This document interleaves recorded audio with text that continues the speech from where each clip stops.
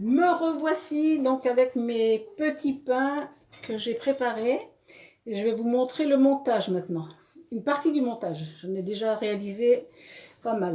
Donc déjà, je voulais vous montrer, donc dans les mini cylindres, vous avez vu que ça affleurait, donc ça a fait un petit champignon. Donc il ne faut pas que ce soit, quand vous façonnez vos petits pains, il faut qu'il reste 2 cm dans l'empreinte. Voilà, donc les mini cylindres, c'était, il y avait trop de pâte par rapport à la hauteur. Du coup, on a cette espèce de champignon, alors que si vous regardez les petits là, vous voyez, ils sont mignons tout plein. Donc ça, c'est des petits fours. Donc je les ai coupés en deux avec le couteau à pâtisserie. J'ai mis un petit steak ici, du fromage par-dessus et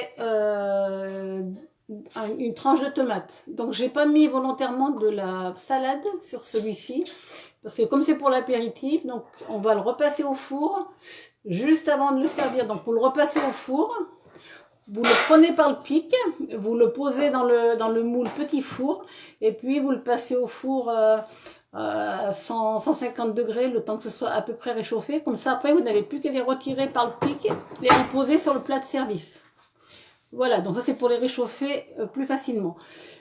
Je mettrai de toute façon la recette du steak. Donc la recette du steak, j'ai fait revenir des oignons. Ensuite, j'ai ajouté la viande.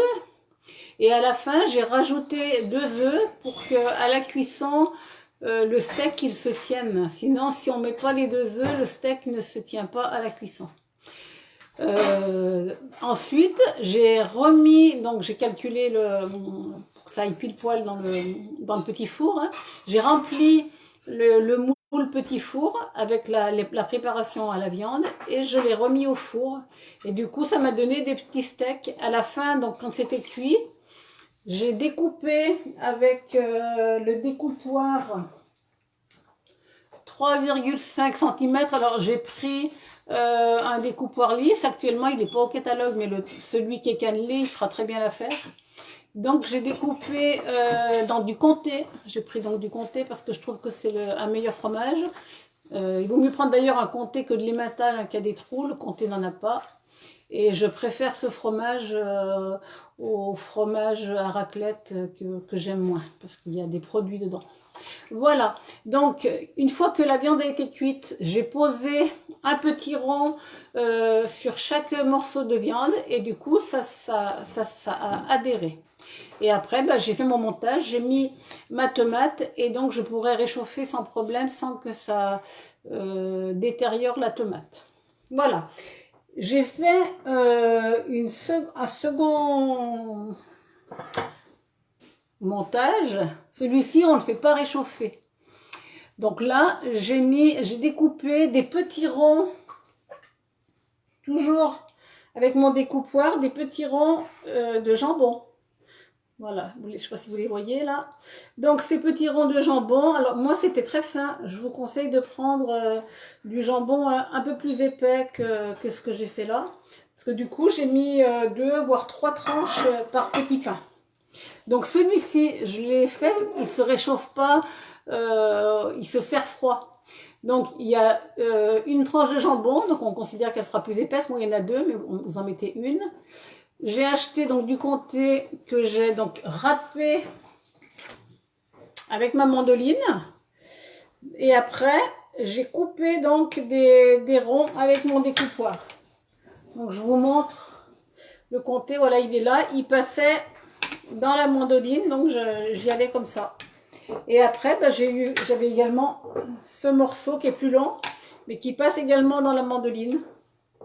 Et après, donc, j'ai coupé des ronds avec ça. Donc, ensuite, j'ai donc mis un morceau de comté, un morceau de tomate cerise. Donc, j'ai coupé des tranches dans les tomates cerises. J'ai fini par un petit peu de feuilles de salade. Là, je peux, puisque ça ne va pas passer par le four. Et j'ai mis le dessus. Et j'ai mis mon pic. Voilà, donc ce qui permet d'avoir 2 sortes de petits hamburgers. Voilà, je vous montre un petit peu, mais de toute façon, je vais mettre la recette sur le club.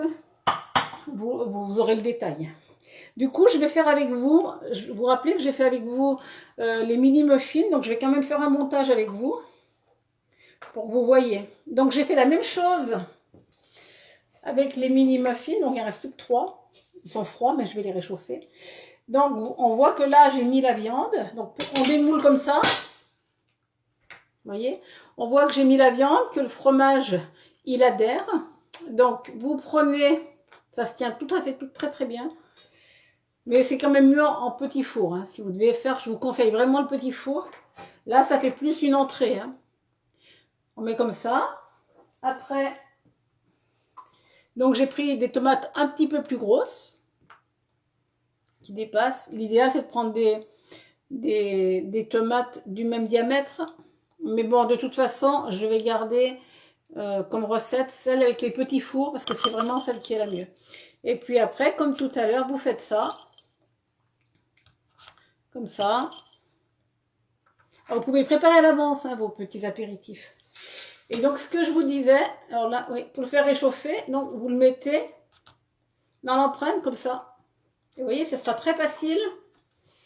Donc, vous le mettez après au four pendant une quinzaine de minutes à 150 et vous n'avez plus qu'à le servir. Et puis, vous pouvez très bien planter sur le dessus au moment de servir un petit bout de cornichon, par exemple. Voilà. Donc ça c'était pour vous montrer donc tous les montages. Voilà les petits fours. Le mignon, vraiment c'est celui-ci. Il est plus long à faire, mais franchement mes goûteurs m'ont dit qu'au niveau de la dégustation, ça fait plus apéritif. Voilà, la recette est donc terminée. Je vais l'écrire et vous la mettre sur le club. Bon après-midi.